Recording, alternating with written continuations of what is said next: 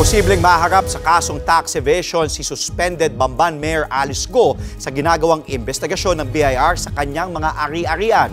Nasa frontline ng balitang yan si Elaine Fulgencio.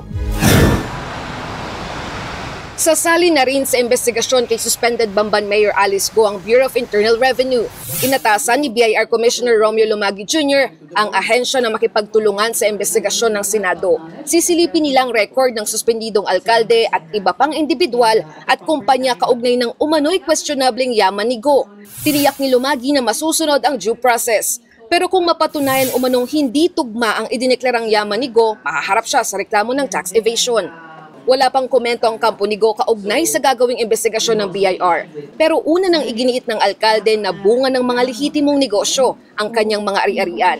Base sa huling statements of assets, liabilities and net worth o SALE ni Go noong 2023, aabot sa mahigit 367 million pesos ang mga ari-arian at utang niya noong nakaraang taon.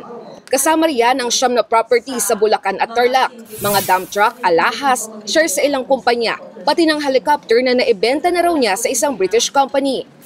Kahapon, dumulog sa Office of the Ombudsman ng legal team ni Mayor Go para iapila ang 6 na buwang preventive suspension laban sa alkalde. Inilabas ito ng Ombudsman para hindi maimpluwensyahan ni Go ang investigasyon sa umano'y pagkakadawit niya sa POGO operation sa Bamban. Dito rin sinabi ng kampo ni Go na bahagi ng perang ipinambili noon sa helicopter ay galing sa ama ng alkalde na may pabrika raw sa China. Handa raw silang magsampa ng cyber libel case laban sa mga nagdadawit kay Go sa money laundering.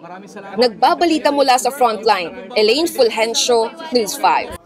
Mga kapatid, Ed Lingaw po, maging maalam at may pakialam sa mga napapanahong balita sa ating bansa. Para sa mas malalimang pagtalakay at paghimay sa mga issue at headlines, tumutok lamang at pag-subscribe sa social media pages ng News 5.